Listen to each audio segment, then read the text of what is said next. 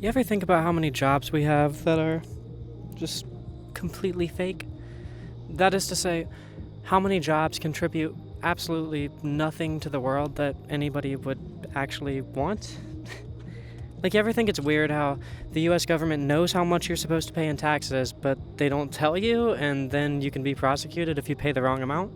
That's because Intuit, the owners of TurboTax, have extensively lobbied against all sorts of tax reform proposals that would simplify the process, make it more intuitive. In other words, a whole bunch of people lobby for a bunch of politicians to create an artificial demand for a web app that a bunch of other people have to create and maintain. It sounds like a lot of wasted man hours, if you ask me.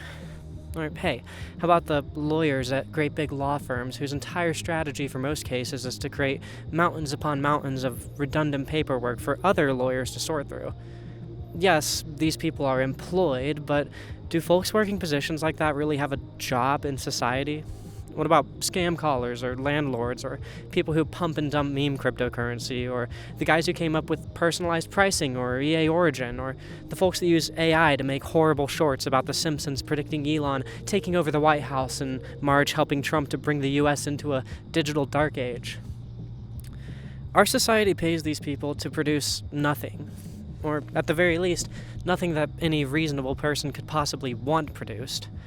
What about the folk who clock in every single day at the metaverse Chipotle?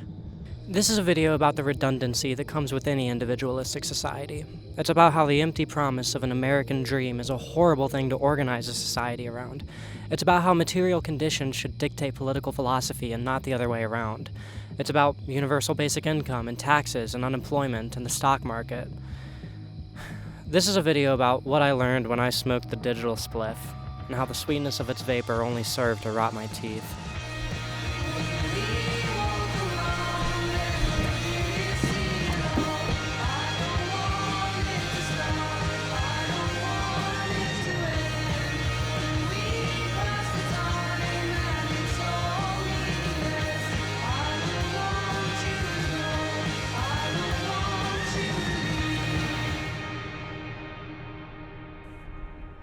My first double blinker on the digital spliff was about 7 years back when I created my YouTube channel. The head buzz was incredible. Suddenly I went from being a 19-year-old with absolutely no direction in life to being a person. Someone with real opinions that people actually cared about. I spent my entire life in such an individualistic culture, but I had finally become an individual of my own. As the years went on, my channel was super successful. People were stalking me, and I was living in this great big apartment all on my own, and my solitude meant that I could do whatever I wanted to all day. People were buying t-shirts with my branding on them. I could press a couple buttons on my phone, and people would deliver mozzarella sticks straight to my door. And whenever I felt lonely, I could, just go to my Discord server and watch people post memes about me. Oh my god. No, seriously, all I do is talk about beef too. These people seriously get me. This right here, this is what the American dream is all about. I started my own career, and now everybody adores me for the successful, motivated individual that I am.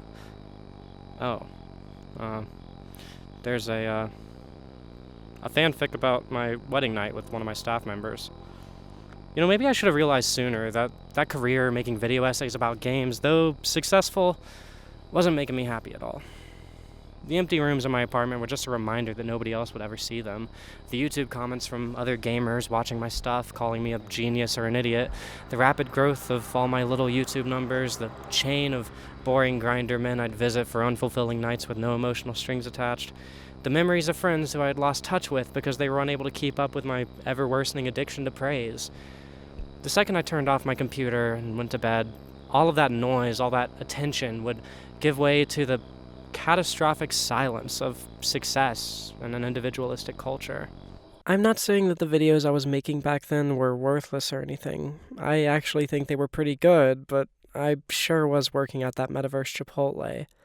All I was creating was background noise, and all that I was giving to people was an excuse for them to quit having their own ideas about all these games that they loved so much, and which said so many things to them. My work, for all the love that I poured into it, was unable to give me any love back. all it did was hurt me. All that success under capitalism did for me was make me content in loneliness, and all it did for anybody else was keep them glued to their computers for a few hours longer. I went from being an individual to being isolated, and no real good came out of any of it for anybody except a few advertising companies and a couple viewers getting put onto some good games.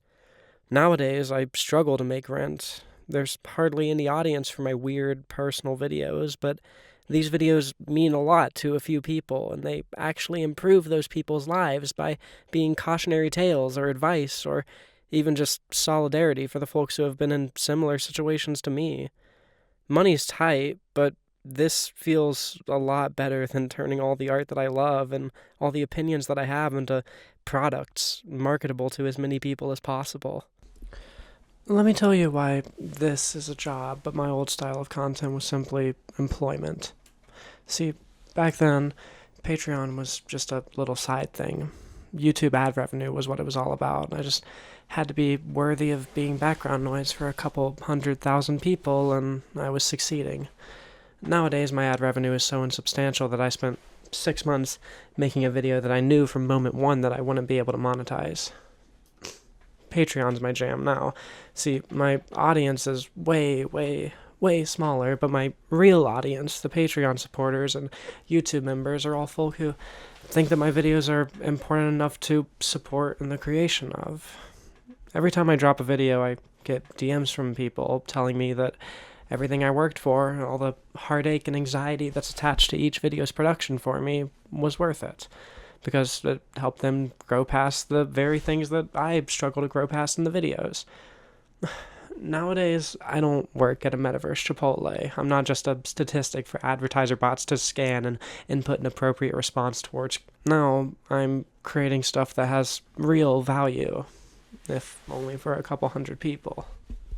But let's move this video away from just being my experience with the digital spliff. Turns out there are a whole lot of people who still work at the metaverse Chipotle because it's their only option left for survival under these material circumstances. Recently, at that one big, heavily politicized event involving a right-wing commentator and a rifle, I saw a video of a man shouting at his phone about the news, easily securing himself a viral TikTok, while dozens of people were screaming and falling all over each other to get away from the crime scene safely. He was literally blocking the path that they were trying to use so that he could vlog for a second and shout out some search engine optimizing phrases, completely unfazed by the death that he had just witnessed. Charlie Kirk, Outer TikTok, Mormon Central, Utah. There was a gun that just fired off here at Charlie Kirk. I am not playing with y'all. Hey, make sure you go to church on Sunday. Similarly, did you know that there are guys that hang around the U.S.-Mexican border so that they can interview people who just crossed illegally for their TikTok accounts? Pretty disgusting, dehumanizing behavior, if you ask me. Ooh, or what about those YouTubers who harass homeless people or make exhibitions of poor villages in all those countries that were ravaged by British and American imperialism?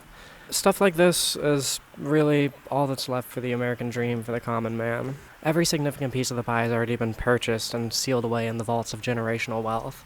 Sometimes large sums of money move from one rich person to another, but for us, the regular people living under capitalism instead of on top of it, all we really have is the rare chance to paint rich people's houses or to open a trendy, indistinguishable business on a gentrified city block that probably used to be a poor neighborhood and definitely used to be indigenous land.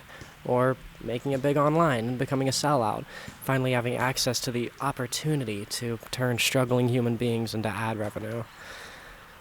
Obviously, this isn't how it goes for everybody. Some people manage to use the power of the internet to do cool, interesting, or helpful things, and sometimes they even make a career out of it. But for most folks, getting big on social media is the clearest opportunity to someday buy a house and actually own something under capitalism. That's why so many prominent figures in the world today have podcasts. Social media is one of the last accessible entry points into the American dream for so many people. Under the modern American value system, that guy in Utah would have been a fool not to pull out his phone and start vlogging within a minute of the gunshot. There's the stated purpose of the American dream, the ideal behind it all, and then there's the material reality of where we're at in 2025. And, well, this TikToker is part of that material reality. Let's get away from the internet for a moment, though, and talk about some of the other metaverse Chipotles out there. The other people that our system pays to produce nothing, whose work is busy work and adds nothing to society, but whose stations society insists be filled by somebody with hopes and dreams of their own. A classic example of a metaverse Chipotle, a useless job, is the greeters at Walmart. Is anybody actually happy to see these guys? Every time I see them, I just get depressed. It's so incredibly sad to see people that old still working at Walmart. They're old enough now that for many of them, talking to other people is pretty much the only thing left in the world that they can really enjoy completely. And the system that we live in has found a way to commodify even that. All that they do is make the customers depressed and occasionally prevent somebody from stealing shampoo or something. And all that they earn is enough to keep them showing up every day until they die or become homeless. Why is this a job? Let's say every Walmart has 5 greeters on their payroll. Couldn't each Walmart, say, just give 5 random old people some money every month instead? Maybe this is an overly simplistic way of thinking about it, and I'm sure you can infer that my actual opinion is that Walmart shouldn't exist to begin with. But really, I mean, if nobody wants the greeters there, and the greeters don't want to be there, and the money is getting spent either way, why not just cut out the middleman and let these old people enjoy their old age with some dignity and some financial support from the government, or from Walmart? We've got a lot of jobs like this. The cops that hang out at high schools every day but don't do anything when the students are actually in danger. Bank tellers that spend a huge portion of their time doing repetitive tasks that an ATM could achieve faster, cheaper, and easier. Folks working the counter at fast food restaurants when people could easily just place orders on their phone or a tablet in the store. No shade to any of these people, except the cops. It's just a shame that they have to work these crappy jobs in spite of all of our amazing technology. Self-checkout, automatic sprinklers, vending machines, traffic lights. Our technology has proven that it's more than capable of replacing so many horrible, repetitive, soul-crushing jobs. And sure, it's nice to have that human interaction, and I can see the virtue in trying to preserve that aspect of commerce, but man, I would happily take a cold, impersonal computer interface at a fast food restaurant if it meant one more person just didn't have to work at a fast food restaurant. Unfortunately, that's not really what happens when we invent a machine to do a human's menial, repetitive job. Instead, our society creates fake jobs for these employmentally displaced people, and when we can't come up with fake jobs, we just let those people starve. Because we have some sort of a stigma against unemployment in this country, and because of that stigma, we act like it's a bad thing when somebody creates a machine that can do food prep at McDonald's, even though nobody in the world actually wants to be doing that job. The end result of all of this is that we have a lot of people doing useless work who could, in theory, just be getting free money instead without, substantially changing anything for any other party. So why does this concept sound so alien and absurd?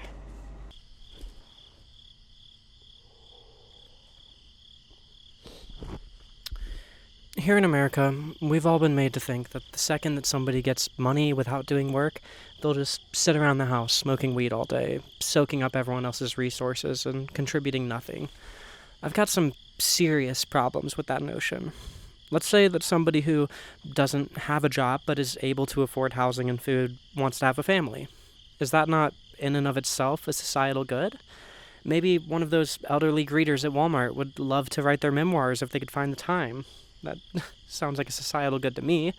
Wouldn't it be cool if all those college kids working at grocery stores or gas stations, doing work that could easily be done without human intervention realistically, could just focus on their studies and help to speed up the scientific and cultural development of humanity? Personally, I think it'd be awesome if all those guys trying to find virality on social media were free to express themselves without having to commodify their personalities. Teachers have to pay for their own classroom supplies and can barely make ends meet afterwards, and yet they still become teachers. Turns out financial incentives aren't the only thing that can motivate somebody to benefit society. It's funny how that works. And you know what? If a few people do just want to sit around their house smoking weed, so be it. I'd rather they be living their lives how they want to than to see them forced to work a useless job just so that they can go home and smoke weed anyways. Let these destined stoners put down the digital spliff and return to the natural harmony of the traditional analog spliff. Do we really care if it hurts Walmart's profits? The only reason that I can think of that anyone would ever defend this system is because they think that someday they might rule within it, or even more naively, that the people who currently own these businesses somehow earned the power to control the government. Elon Musk just worked really hard, so he deserves $1 trillion and an unelected seat in the government. It's not the smartest way to think, if you ask me. The common man's place under capitalism used to be defined by doing a job that directly helps your community in a way that nothing but a human could achieve. And they'd take that money and go out and own things. It's a decent idea, but now so many of us do useless jobs that help nobody, and for so little pay that none of us are going to be owning anything anytime soon. We talk so much about waste in this country, maybe we should start worrying about, the man-hours and human lives that we're wasting. Say whatever you want about how Walmart's a private company and how they shouldn't be forced to pay people just to exist, but that's kind of just a philosophical argument. That's the American dream, because if you owned a business, you'd want absolute control over your income. The material reality we exist in is that Walmart, or whatever corporate macroorganism employs you, has power over you, and unless you're a criminal, they probably have a bigger role in your life than the state has. Corporations are the primary power that we bend the knee to in this country, and therefore, so-called private enterprises like Walmart should be taking care of their citizens, us, not the other way around. We can't judge a socioeconomic system on the philosophy behind it or its stated goal. We have to judge it on the results, the material reality that it produces for its people. The material reality that we live under here in America is that corporations control the flow of our lives. They turned this beautiful, beautiful country that we all live in into one great big metaverse Chipotle. And they aren't beholden to us or to any of the folks that we elect. Okay, that got a little bit off track. See, this whole narrative that people will just be lazy and contribute nothing without the constant threat of homelessness and starvation, that's not an opinion from anybody that I've ever heard actually working one of these useless jobs. Only rich people say stuff like that. Unfortunately, pushing that narrative is like the final boss of the American dream.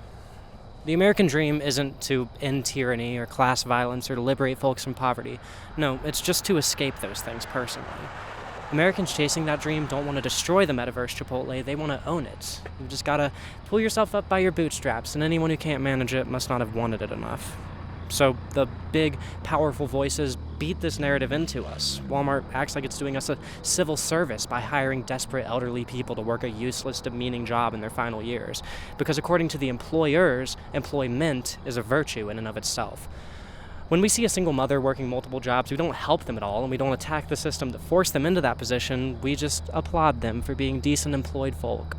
They get to be the subject of some faraway politician's speech about the American spirit.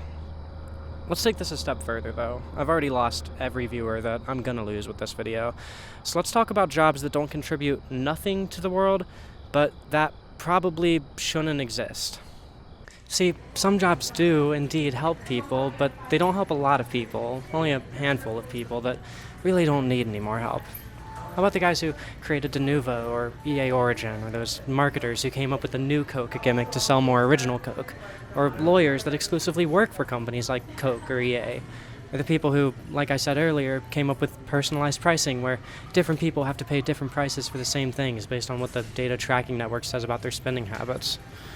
What about the guys who create advertisements for toothpaste that works the exact same as every other type of toothpaste, but costs more? Or the people who work in stores that only ever get rich customers who could probably find another handbag somewhere if they really needed it. Sure, a few rich people are probably happy that they exist, but is that a societal good that's worth hundreds of thousands of hours of people's lives? I would argue that it's not. Would society go on well enough if people working those jobs just didn't show up tomorrow? Yeah, I think so. Let's just give them some money instead. Who cares if some rich windbag messes up their drive because the golf course wasn't mowed to spec? By the power of the indomitable human spirit, society will survive that blow, I'm sure of it. We've already got a pretty big list of jobs that any sane country would just get rid of and replace with something less excessive and wasteful of human life. Let's take it a step further. Let's talk about jobs that don't contribute nothing to the world, that don't contribute nothing to the rich, but instead actively do harm. As I'm sure you can imagine, we've got a lot of jobs like that in this country too. This isn't even the metaverse Chipotle anymore, this is the metaverse ExxonMobil boardroom. You only get a job here if you Wu-Tang the digital spliff. Alright, I'm not even gonna be cute about this part. Let's just cut out some evil jobs. Fire all the ICE agents, fire all the oil executives, fire all the prison manufacturers and corporate lobbyists, fire Mark Zuckerberg, fire all the corporate-level tech employees who happily let their products get worse and more harmful to our exchange of ideas and our historical record in pursuit of higher revenue. Fire all those Chiquita executives who started a war over bananas. Fire every mercenary who participated in those wars. Fire all the folks at Gerber who lied to African women posing as medical experts and telling them that their breast milk was unsafe for infants and sold them their baby formula instead. Fire all those U.S. Public Health Service employees who deliberately lied to random black men in Tuskegee with syphilis, saying that they were now cured, and then sent them off to spread the disease to their loved ones. Fire whoever the fuck decided that Army recruiters should have financial incentives for catfishing high schoolers with fake social media accounts posing as high school girls. Okay, I gotta get the fuck out of here.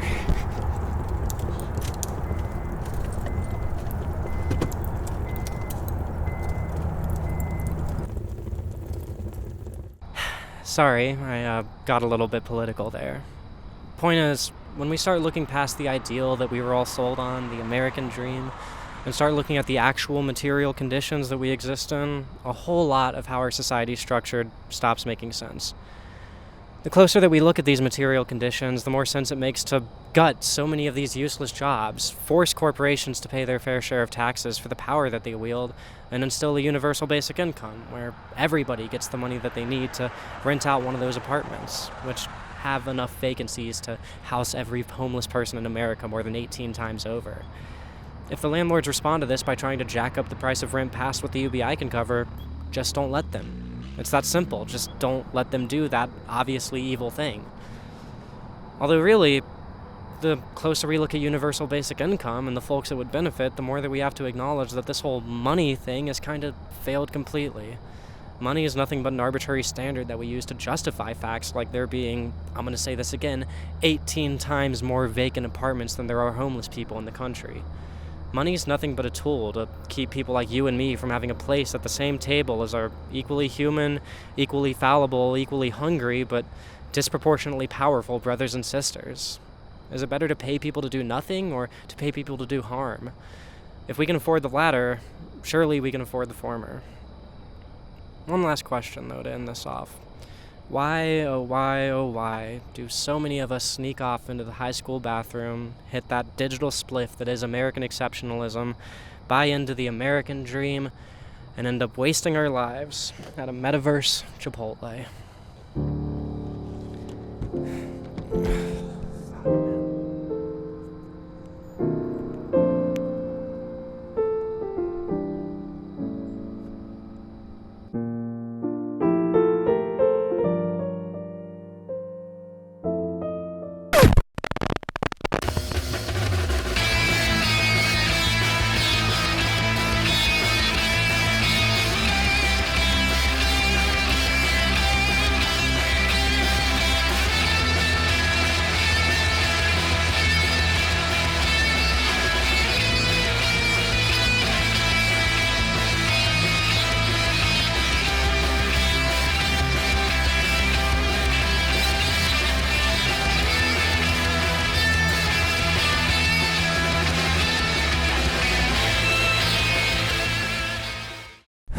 Okay, can you tell that I've been up for like 22 hours?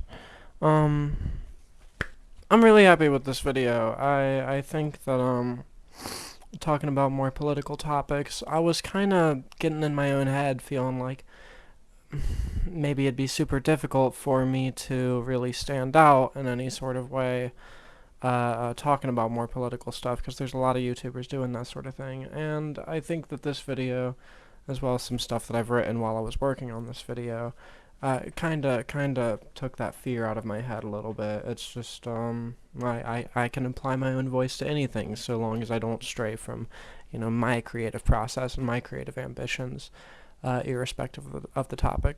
That said, it's not like every video I ever make again is gonna be a big political lefty thing like this. I'm gonna do what I've always done, just make the videos that interest me.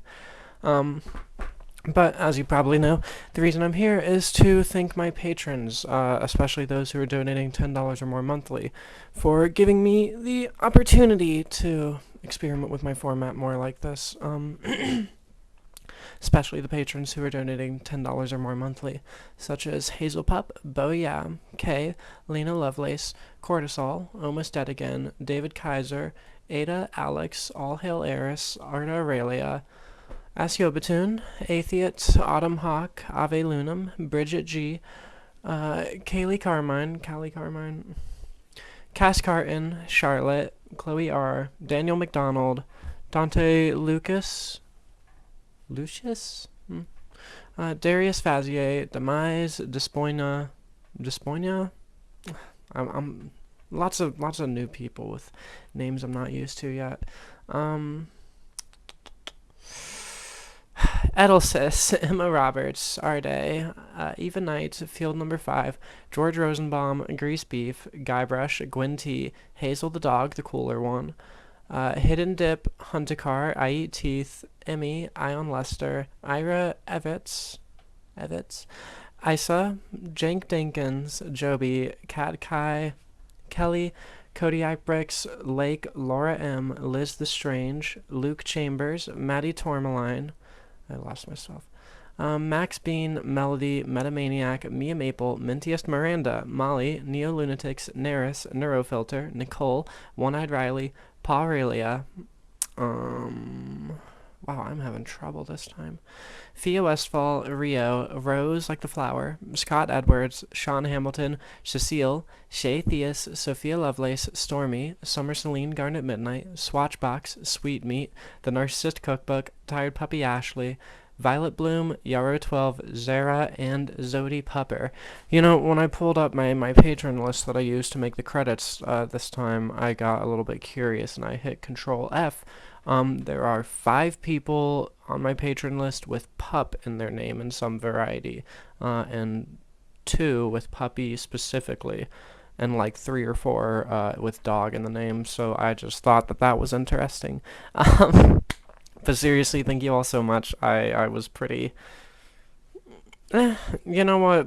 I'm not even gonna say that. The last video was so grim, such a massive toll on my mental. This one, I kinda just had some fun. I just kinda did some goofy stuff, and forced myself to experiment with some new stylistic stuff. I fucking hate rainbow lighting in real life, but I went for it for the video just to try something new. But no, this video was kinda part of the mental health break that I needed. I'm feeling pretty good about things right now. It's already been 4 minutes, though. I'm not going to take up any more time.